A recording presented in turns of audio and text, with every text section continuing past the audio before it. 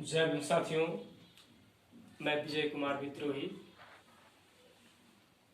अम्बेडकरवादी motivational गुरु। आज मैं आपको मूल निवासियों के धर्म के बारे में बताने वाला हूं। आज से 2500 साल पहले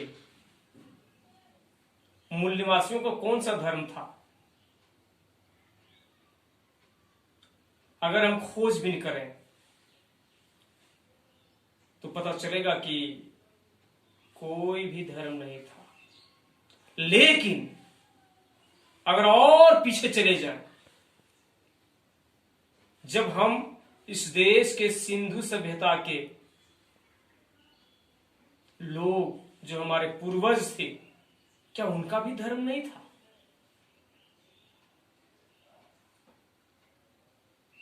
खुदाई से पता चला है कि वह प्राकृतिक धर्म के मानने वाले लोग थे। प्राकृतिक चीजों का वो पूजा करते थे, जैसे वृक्ष, पशु, सूरज वगैरह वगैरह का। और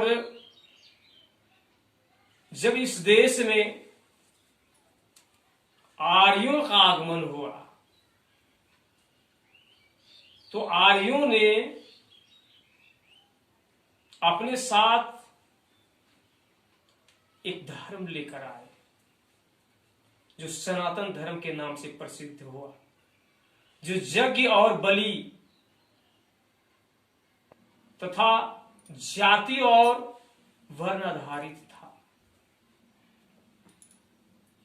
आर्यों और अनार्यों की संघर्ष में जब आर्यों की जीत हो गई, अनाज गुलाम बना दिए गए,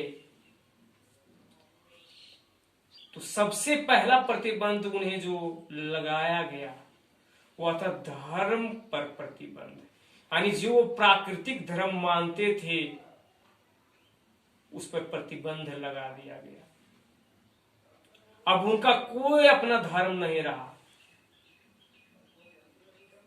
कालांतर में मंदिर बनाए गए। यज्ञों में जब आर्य यज्ञ करते थे तो शूद्रों की, मूल निवासियों की उसमें कोई भागीदारी नहीं होती थी। यानी इस देश के मूल निवासियों को धर्म विहीन बना दिया गया। यह प्रक्रिया लंबे समय तक चलती रही। लेकिन जब इस देश में महात्मा बुद्ध का प्रादुर्भाव होता है और जब उन्होंने धम्म का खोज किया, यह धम्म क्यों खोजा गया? महात्मा बुद्ध ने धम्म का खोज क्यों किया? क्योंकि उन्होंने देखा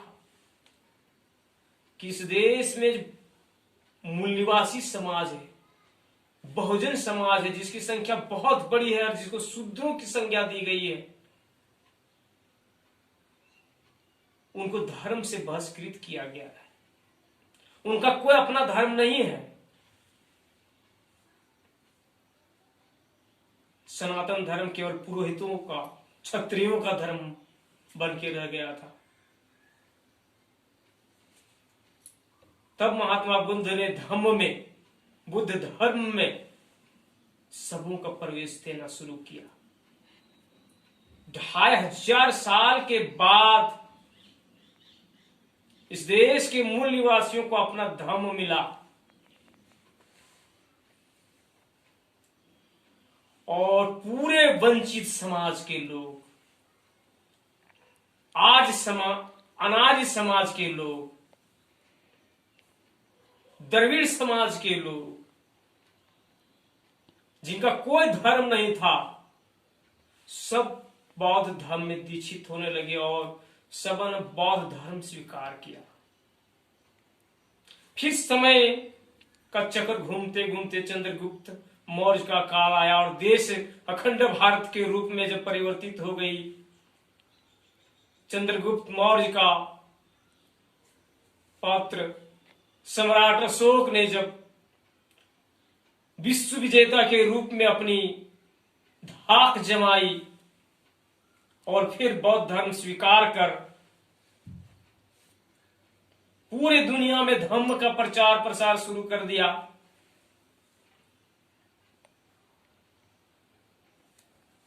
तो सनातन धर्म वालों की बहुत बड़ी चिंता हुई। उन्होंने सोचा कि बौद्ध धर्म में लोग बहुसंख्य लोग जुड़ गए, आज सनातन धर्म की कोई पूछ नहीं रही।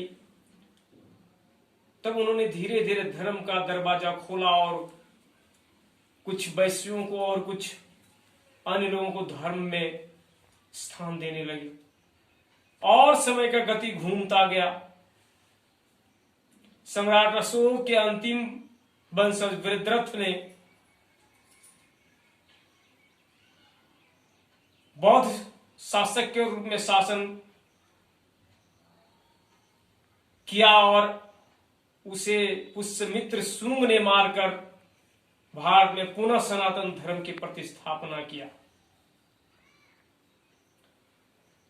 पुष्यमित्र शुंग ने सम्राट अशोक के द्वारा 84,000 जगहों में जो स्तूप बनाए गए थे, जो विहार बनाए गए थे, उसको मटियामेट करके और सभी जगहों में मठ और मंदिर बनवाया।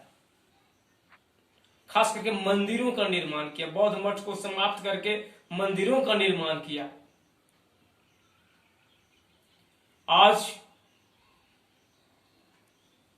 इस देश में कहने वाले लोग कहते हैं कि बौद्ध धर्म के कारण भारत कमजोर पड़ गया था, जिसके कारण पुष्यमित्र शुंग ने वृद्धरथ की हत्या कर सनातन धर्म का रक्षा किया, भारत को गुलामी से बचाया। मैं उनसे पूछना चाहता हूं कि सनातन धर्म रहते हुए मुगलों ने कैसे भारत को गुलाम किया? सनातन धर्म रहते हुए अंग्रेजों ने कैसे भारत को गुलाम किया?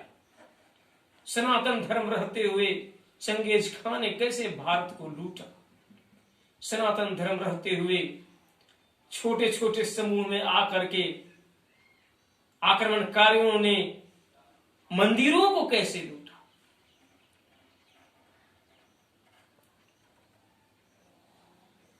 बौद्ध राजाओं ने क्या सेना की जो व्यवस्था समाप्त कर दी थी? नहीं। अगर सेना की व्यवस्था समाप्त कर दी होती तो पुष्यमित्र शुंग राजा वृद्धरथ का सेनापति नहीं होता। यह दर्शाता है कि बौद्ध राजाओं ने शासन चलाने के लिए सैनिक व्यवस्था को कायम रखा, भले ही वह राज्य विस्तार को शांति के लिए स्थगित किया, लेकिन अपने राजपाट को चलाने के लिए सैनिक व्यवस्था को और दुश्मनों से मुकाबला करने का व्यवस्था को उन्होंने कायम रखा। उनके देश पर किसी का आक्रमण न हो, इस व्यवस्था को उन्होंने कायम रखा। इसलिए यह दोषारोपण कि बुद्ध धर्म के कारण विदेशी आक्रमण कर भारत में आए और भारत को लूटा, बेबुनियाद है। बल्कि बुद्ध धर्म के कारण हजारों विदेशी भारत में आए और यहां की सभ्यता संस्कृति का अपने देश में लेकर गए और भारत की सभ्यता संस्कृति का विस्तार किया, प्रचार किया। वह कौन सा काल था? बौद्ध काल था। आज भारत को दुनिया बौद्ध धरती के नाम से जानती है। इसलिए इस बौद्ध धर्म को, जो इस मूल निवासियों का मूल धर्म है, मटियामेट करने का काम किया गया है और जबरन जिन पर हिंदू धर्म थोपा गया है, जो असमानता पर आधारित है, जो वर्ण व्यवस्था पर आधारित है, जो जातिवाद पर आधारित है, वह धर्म हिंदू धर्म, सनातन धर्म जबरन मूल निवासियों पर थोपा गया है। इसलिए अब इस देश के मूल निवासी अपने धर्म की ओर वापस लौट रहे हैं, सब बुद्ध धर्म को स्वीकार कर रहे हैं और आने वाले समय में भारत में धम्म विजय होगी। बौद्ध इस देश के राजपाट में होंगे और यह देश बुद्धमय होगा, जिसमें अज्ञानता का कोई स्थान नहीं होगा, जो समानता का आधारित राज होगा और जिसमें दुनिया को शांति का संदेश देने का जज्बा होगा। तो साथियों, आइए हम इस देश के मूल धर्म जो बहुजनों का है, मूल निवासियों का है, उस धर्म की ओर वापस लौटें और गैर बराबरी व्यवस्था, गैर बराबरी पर आधारित धर्म को त्याग कर अपने मौलिक धर्म में वापस लौटे। जय भीम, नमो बुद्धाय। आप इस चैनल को अधिक से अधिक सब्सक्राइब करें, लाइक करें और शेयर करें, ताकि भारत में ये जान सके कि वास्तव में बहुजनों का, मूल निवासियों का असली धर्म क्या है।